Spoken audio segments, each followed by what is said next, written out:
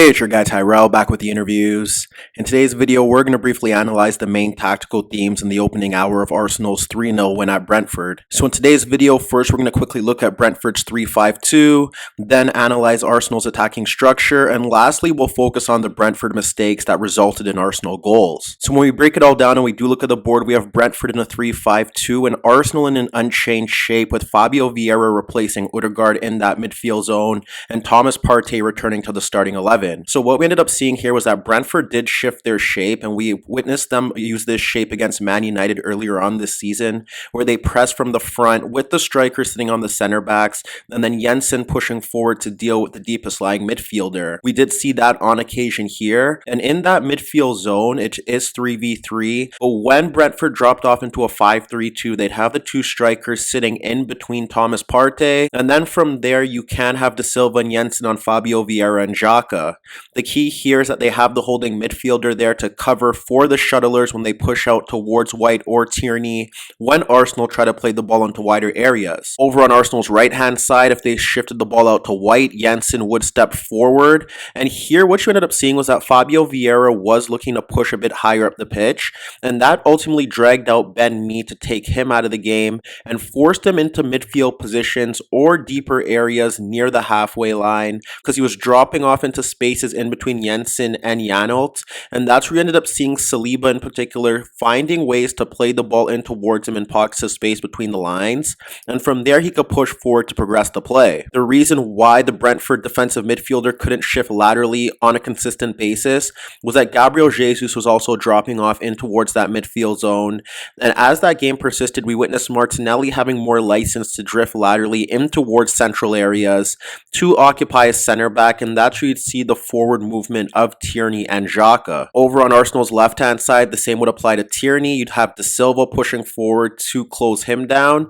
and then it would all depend on where Martinelli was positioned. But what you'd end up seeing was that Arsenal, for the most part, were in a 3-2-5 or a 2-3-5. In the 2-3-5, you'd have Tierney and White in narrow positions, and then Martinelli and Saka hugging the touchline. But there were occasions where you had Gabriel Jesus and Martinelli shifting in towards those central positions. You would see at times Xhaka making runs beyond De Silva and joining the penalty area, and then Tierney would be bombing down that left touchline zone. The other alternative there would be to have Xhaka a bit deeper, and then it would look like more of a 3-2-5, and you'd end up seeing Tierney pushing forward down that touchline zone with Martinelli in a more central area, or there are even times where Martinelli was hugging the touchline and Tierney was simply pushed forward in a narrow position. This was possibly another reason why Brentford shifted into more of a back five, because they knew that Arsenal were going to attempt to attack with 5 players, so now they were able to have one defender on each marker, depending on how Arsenal were looking to pivot. In those situations where Tierney was pushing forward down the touchline and Xhaka and Martinelli were occupying defenders,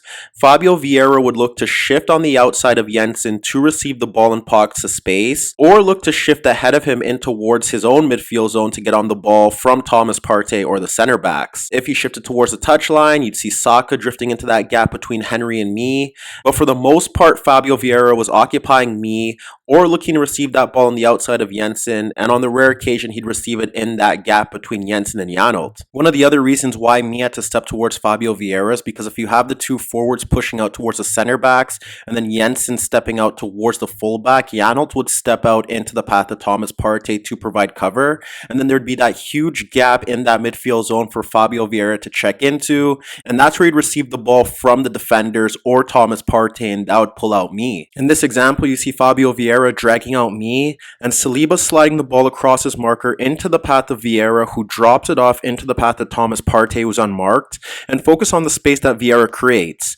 He pulls out Mee, and that's where you see Martinelli from a central position darting into that zone to receive Partey's ball over the top of Mee, and from there Martinelli can bring down the ball freely and progress the attack. Arsenal's press, on the other hand, was a bit more effective, as they simply had their front four stepping forward to close down the center backs, and then if they needed the fullbacks to push forward to provide cover, they could step out to the wing backs and close them down. Ultimately, the goal was to ensure that Brentford couldn't build attacks from those deeper positions, and for the most part, their press did stifle Brentford from doing that. Even in situations where the Arsenal press wasn't perfect, there's an example where you have Xhaka stepping forward to close down a central midfielder, and you see De Silva dropping off in towards the midfield zone, and then even though Martinelli is bypassed, you could see Tierney stepping towards Hickey, and then then Xhaka simply dropping back to deal with De Silva, and then you have two Arsenal players near the spare midfielder if the ball gets squared into that zone. And then there were even times where you had Xhaka sitting a bit deeper to drop off into the spaces between the center backs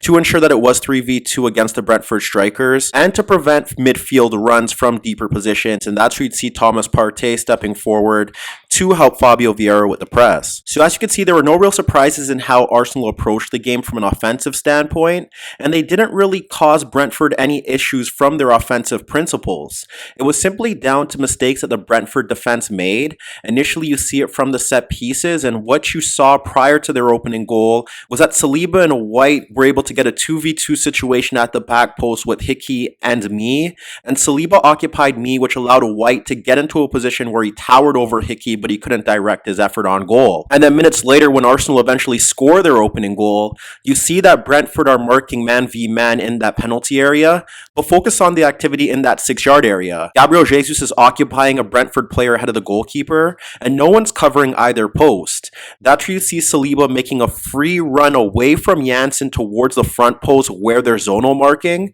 and that's where you end up seeing him freely getting in between two Brentford players, running towards the Saka delivery as they stand flat-footed to nod the ball beyond the keeper in towards the back post and in. And then Arsenal were able to punish Brentford from two different aspects of the game. From open play down that left-hand side, they were able to run their same principle with Tierney pushing forward down that left touchline, Xhaka in a position ahead of the edge of the box, and then Martinelli tucking into more of a goal-scoring position. In the build-up to Arsenal's second goal, you witnessed Tierney running at Hickey, Xhaka in an inside left position, and Martinelli at the edge of the box. Tierney does a very good job of dragging De Silva towards him, and that's where he pulls the ball back into the path of Xhaka when he creates the 1v2. And now Xhaka has time and space to assess the penalty area, but when he looks at that back post area, it's 2v3 with Saka and Gabriel Jesus. The issue that Brentford encounter here is that Me's in between Saka and Gabriel Jesus, and you could also see that Hickey is tracking the movement of Tierney. So oddly enough, from there, Xhaka looks to deliver the ball in towards the penalty area.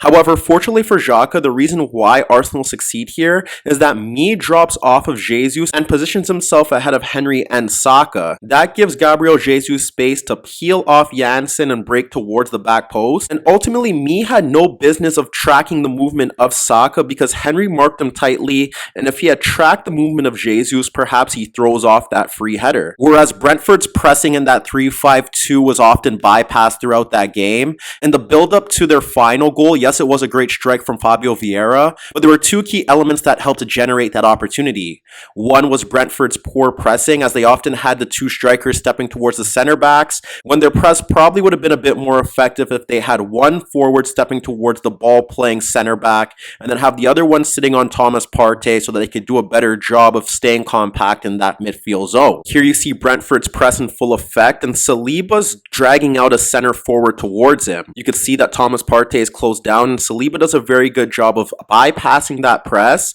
and now he forces Janssen towards him. That frees up the passing lane for Thomas Partey, and Saliba slides the ball across Janssen for Partey, and he instantly looks to play the ball back in towards the center back who's running off the center forward. From there, you see Fabio Vieira dropping in towards the halfway line, and now Arsenal could break forward. Whereas as you eventually see that play develop, the other key aspect was that as Saka began to get the ball on that right touchline and pull away the wing back, Fabio Vieira's positioning was key, as he was often taking both Janssen and Me with him, or taking Janelt and Me with him, and that would create a lot of space for White to be a bit more adventurous with this positioning. And from there, he was now capable of making overlapping runs beyond Saka to get himself into the final third to look to create chances from that area. When we shift back to the build-up to Arsenal's third goal, you have Fabio Vieira now dragging away Me, and Janssen's caught out of position, and that now creates space for White to push forward on the overlap. Vieira slides the ball out towards Saka, who pulls out Henry, and now you can see White continuing his run as there's a free avenue for him to overlap down the right touchline. Now you see Saka carrying the ball towards the penalty area. You have 2v2 as Me recovers, and Fabio Vieira now breaks freely towards the box. As Saka carries the ball towards the penalty area, you can see that he drags away 3 Brentford defenders with him. And as he cuts central, he could play the ball into the path of Fabio Vieira, and Martinelli's also pushing forward to drag away a marker. Saka opts for Fabio Vieira, and from this position, he's not closed down tightly, and he fires a superb effort beyond the keeper to kill off the game. So as you can see, this was a relatively comfortable win for Arsenal, in which they experienced minimal issues with Brentford's pressing, bypassing their defensive shape, or maintaining the attacking identity they've instilled this season to create legitimate goal-scoring opportunities.